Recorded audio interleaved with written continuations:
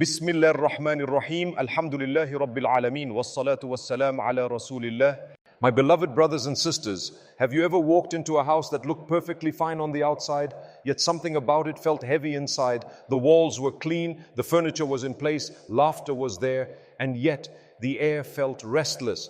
You could not explain why arguments kept breaking out, why children cried at night, or why the people inside felt uneasy.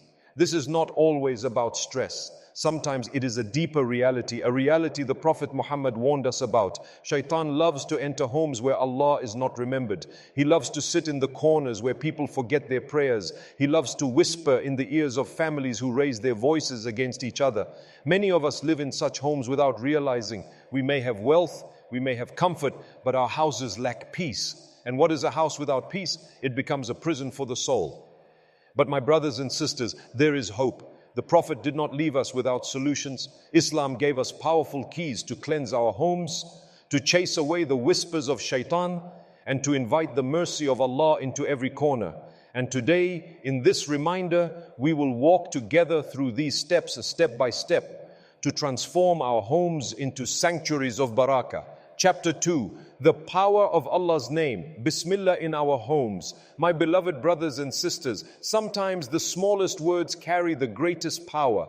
One of these is Bismillah, in the name of Allah. The Prophet Muhammad taught us that when we enter our homes and say Bismillah, Shaitan says to his followers, there is no place for you to stay tonight. And when we say Bismillah before eating, Shaitan says, there is no food for you here. But if we forget, Shaitan enters freely and even eats with us. Think about that for a moment. How many times do we rush into our homes without remembering Allah? How many times do we place food on the table, eager to eat, but forget to say Bismillah? In those moments, we are literally inviting shaitan into our space.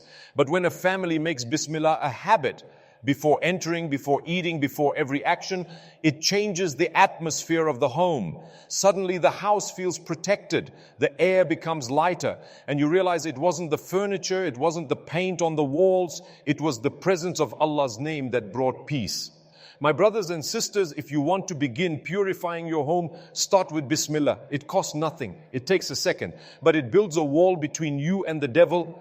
Chapter 3, Qur'an as a shield, Surah Al-Baqarah and protection. There is another powerful weapon we often neglect, and that is the Qur'an itself. The Prophet told us, do not turn your houses into graves. Indeed, shaitan flees from the house in which Surah Al-Baqarah is recited. Muslim. SubhanAllah, imagine this. A house where Surah Al-Baqarah is recited becomes unbearable for shaitan. He runs away. Why? Because the words of Allah are light, and darkness cannot stay where there is light. Many people complain, we feel restless in our home, we feel arguments rising, we feel negativity. And when you ask, you discover that Qur'an has not been recited in that home for days, weeks, or even months.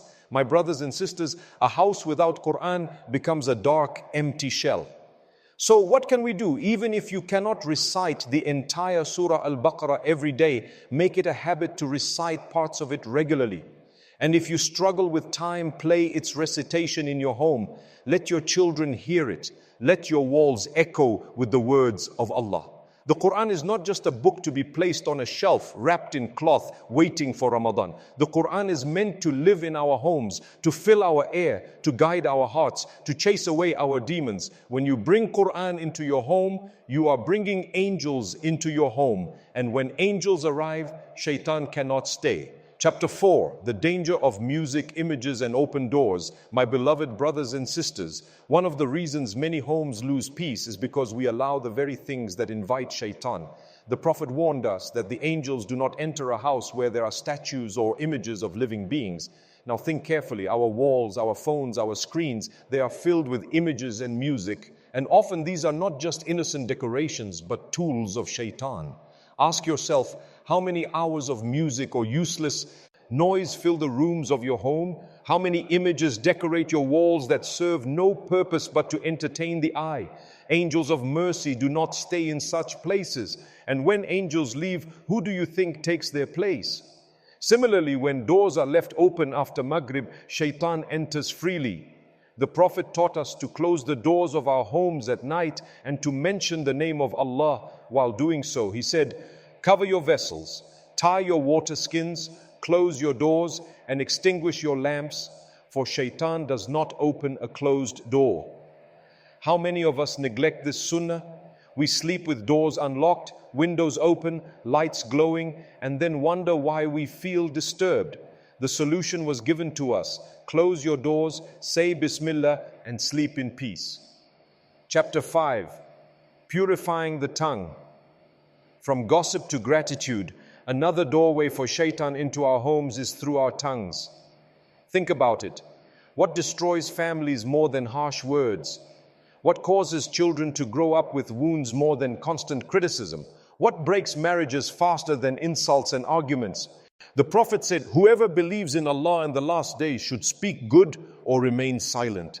My brothers and sisters, a home filled with gossip, backbiting, swearing and constant fighting will never taste barakah. You may have the best furniture, the biggest house, the richest lifestyle, but the moment your tongue becomes a weapon, your home becomes a battlefield.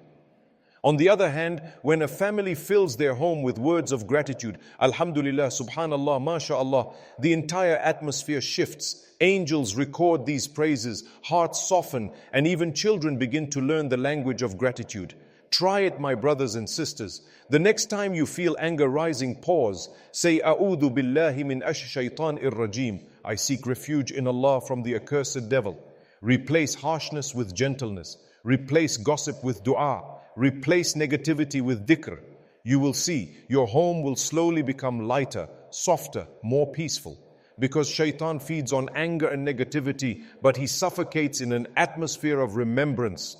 Chapter 6, the role of salah in cleansing the home. My beloved brothers and sisters, no matter how much we clean our houses with soap, vacuum or polish, if there is no salah, the house remains spiritually dirty.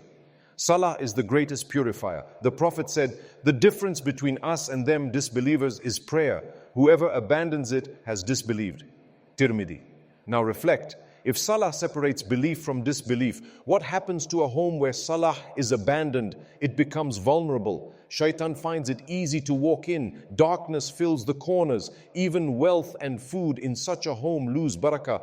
But when a family prays together, the home becomes a masjid. Angels gather, tranquility descends, and barakah multiplies. A father who leads his family in prayer is not just protecting them from fire, but also from shaitan's whispers. A mother who reminds her children of salah is building walls of light around their hearts. Try it. Gather your family for salah. Even if your children are young and playful, let them stand beside you. Even if they giggle or stumble, let them be part of it. Because these small actions carve faith into their hearts and purify the soul of your home. Chapter 7, Charity and Barakah in the household. Another secret to purifying your home is giving charity. The Prophet said, charity extinguishes sins, like water extinguishes fire. Tirmidhi. When you give from your home becomes blessed. Imagine this. Every time you feed a poor person, every time you send money to an orphan, every time you help a neighbor, you are washing away the stains that shaitan leaves in your house. Sometimes people ask, we earn well, but our money disappears quickly. We buy food, but it never lasts. We live in a big house, but there is no peace. And the answer is simple. There is no barakah. And barakah only comes when you give for the sake of Allah. Even a small act counts. A plate of food to a hungry person, a glass of water to a thirsty soul, a few coins to someone in need. Do it secretly, do it sincerely, and watch how Allah fills your home with peace. Remember, my brothers and sisters, charity is not just about wealth. A smile, a kind word, teaching your child Qur'an, these too are charity. And when your house becomes a place of giving, shaitan finds no space to stay. Chapter 8, the hidden enemy within. Recognizing shaitan's tricks. My beloved brothers and sisters, sometimes we think shaitan will only enter through black magic, strange rituals or scary shadows. But the truth is, shaitan enters through the smallest cracks in our daily lives. He enters when the TV is blasting haram content in our living rooms. He enters when a husband and wife exchange hurtful words. He enters when parents scream at children without mercy. He enters when a phone is filled with filth that nobody else sees. And once he enters, he does not leave easily. He plants seeds of hatred, jealousy, laziness, and arrogance. Soon you find a family that was once loving, now full of bitterness. A home that once had laughter, now echoing with silence. A heart that once had iman, now empty and heavy. But here is the good news. Shaytan is weak. Allah tells us in the Qur'an, indeed the plot of shaytan is weak. Surah An-Nisa 476. All it takes is turning back to Allah. A single sajda can burn his plans. A sincere astaghfirullah can erase his footprints. A few verses of Qur'an can chase him out faster than you can imagine. The real question is, will we take the steps? Will we protect our homes before it's too late?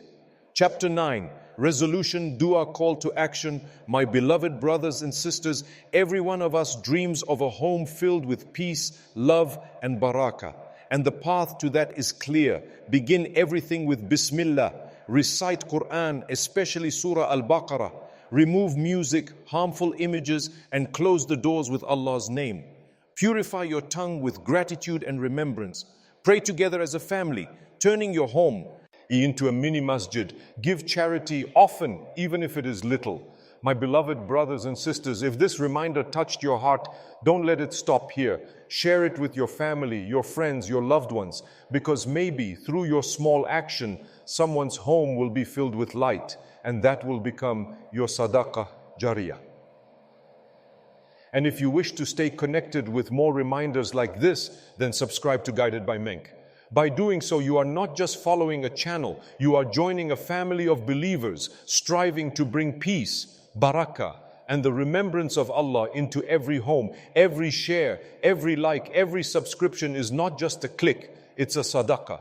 It's a way of saying, Ya Allah, let me be part of spreading goodness. So share the khair, my brothers and sisters, and may Allah reward you abundantly.